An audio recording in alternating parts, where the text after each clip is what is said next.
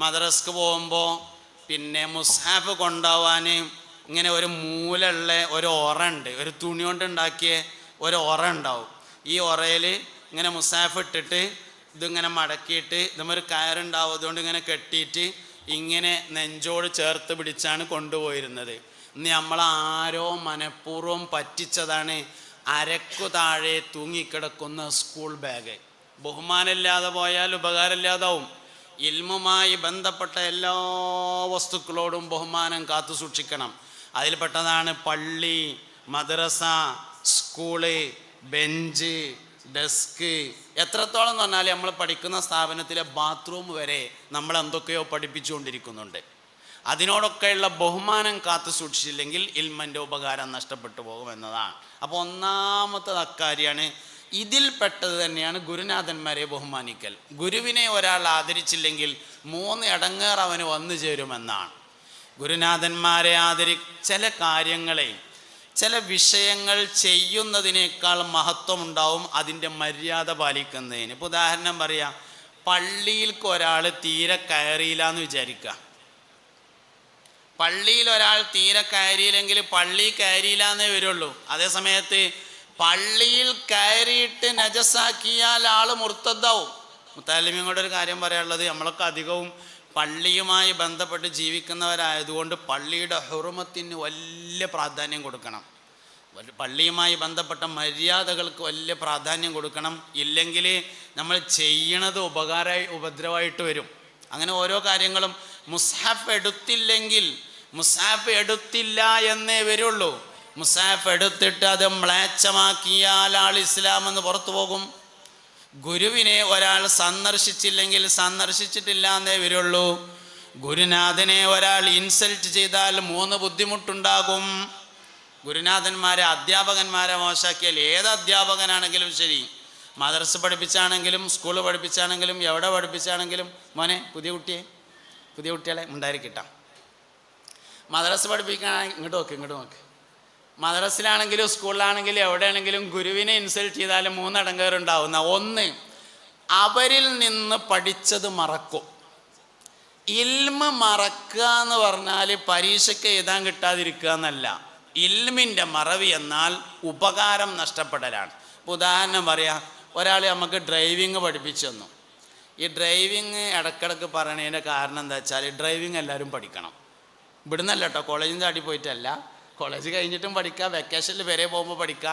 Driving എല്ലാവരും പഠിക്കണം. മുത്തുനബി സല്ലല്ലാഹു അലൈഹി വസല്ലം തങ്ങൾക്ക് അക്കാലത്തെ വാഹനമായിരുന്ന കുതിരയെയും കഴുതയെയും ഒട്ടകത്തെയും ഓടിക്കാൻ അറിയുമായിരുന്നു.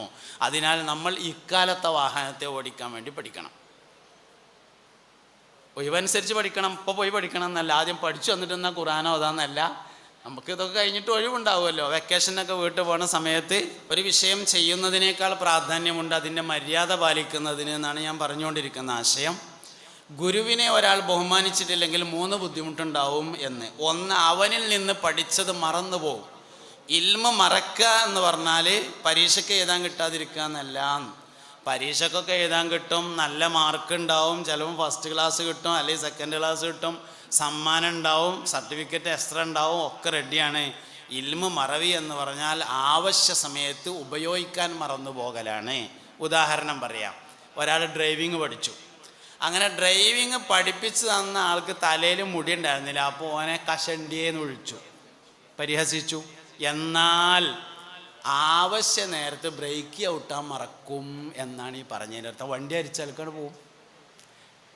ലൈസൻസ് ഉണ്ടാവില്ല എന്നല്ലാന്ന്, ലൈസൻസൊക്കെ കിട്ടും, പരീക്ഷക്കൊക്കെ പാസ്സാവും. ഉപകാരം നഷ്ടപ്പെടലാണ് ഇൽമിൻ്റെ മറവി, അതുണ്ടാവും. രണ്ടാമത്തേത് ഫൗത്തു റിസ്ഖാണ്, ഭക്ഷണം തടയപ്പെടും, ഒജീനം തടയപ്പെടും എന്നതാണ് രണ്ടാമത്തെ കാര്യം. മൂന്നാമത്തെ കാര്യം സൂഉൽ ഖാത്തിമയാണ്. ഗുരുവിനെ ഇൻസൾട്ട് ചെയ്യുന്ന ആളുകൾക്ക് അന്ത്യം ചീത്തയായി മരിക്കും എന്നതാണ്. നല്ല മരണമുണ്ടാവണം, എല്ലാവരും ആഗ്രഹിക്കേണ്ടതാണ്. നല്ല മരണം എന്ന് പറഞ്ഞാൽ എല്ലാവരോടും പറയാൻ കഴിയുന്ന തരത്തിൽ മരിക്കുന്നതിനാണ് നല്ല മരണം എന്ന് പറയുന്നത്. ചീത്ത മരണം എന്ന് പറഞ്ഞാൽ ആരോടും പറയാൻ കഴിയാത്ത തരത്തിൽ മരണമാകുന്നതിനെയാണ് ചീത്തയായ മരണം എന്ന് പറയുന്നത്.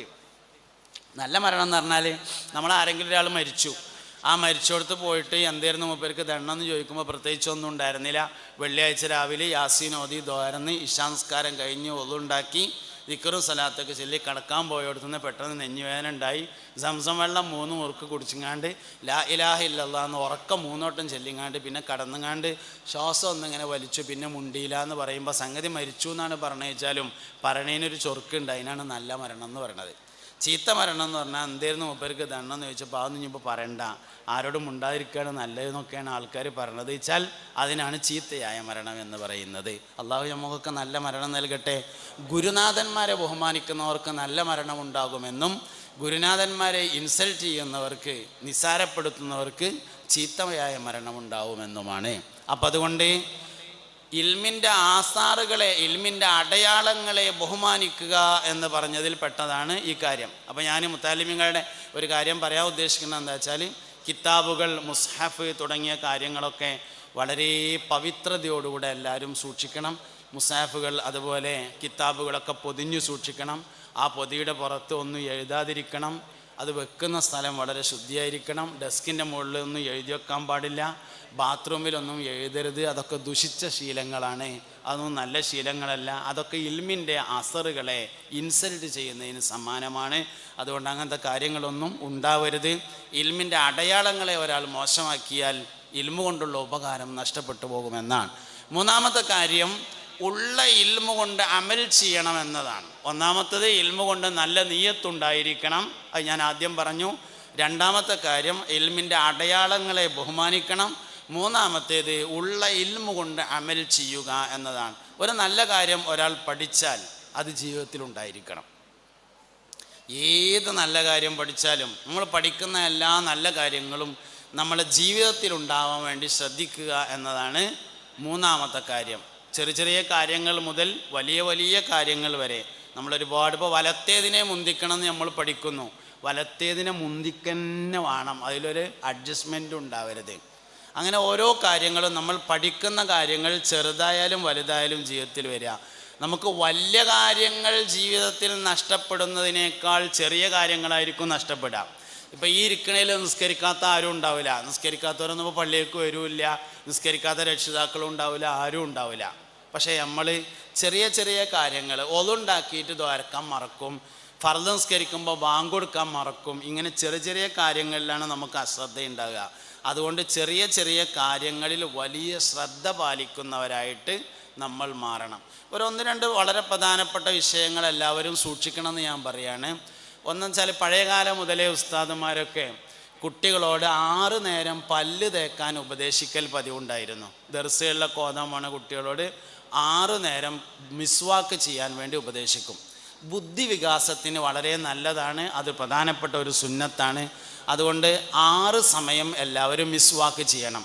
5 നിസ്കാരത്തിൻ്റെ കൂടെയും 6ാമത്തേത് രാത്രി ഉറങ്ങുന്ന സമയത്തുമാണ്. മിസ്വാക്ക് ചെയ്താൽ മാത്രം പോരാ, മിസ്വാക്കിൻ്റെ അദബുകൾ പാലിക്കണം. മിസ്വാക്കിൻ്റെ ഏറ്റവും പ്രധാനപ്പെട്ട ഒരു മര്യാദയാണ് മിസ്വാക്ക് ചെയ്യുന്നത് ആളുകളുടെ മുന്നിലേക്കായിരിക്കരുത് എന്നതും മിസ്വാക്കിനെ മറച്ചു വെക്കണം എന്നതുമാണ്. അതുകൊണ്ട് ഹൗദും കരക്കെ അല്ലെങ്കിൽ ടാപ്പിൻ്റെ അടുത്തൊന്നും ആരും മിസ്വാക്ക് വെച്ച് പോകരുത്. ബ്രഷ് നമ്മുടെ റൂമിൽ താമസിക്കുന്ന സ്ഥലത്ത് ഒരു ചെറിയ മറവിലായിരിക്കണം വെക്കുന്നത്. അവിടെ നിന്ന് എടുത്ത് തിരിച്ച് അവിടെ തന്നെ കൊണ്ടുപോയി വെക്കണം. പരസ്യമായി മിസ്വാക്ക് എല്ലാവരും കാണുന്ന രൂപത്തിൽ ചെയ്യുന്നത് അതിൻ്റെ ഹുർമത്തിന് കുറവാണ്. അതുകൊണ്ട് അങ്ങനെയുള്ള ചെറിയ ചെറിയ കാര്യങ്ങൾ ഉസ്താദുമാരിങ്ങനെ കുട്ടികളോടൊക്കെ എല്ലാവരോടും 6 സമയം മിസ്വാക്ക് ചെയ്യാൻ വേണ്ടി ഉപദേശിക്കൽ പതിവുണ്ടായിരുന്നു.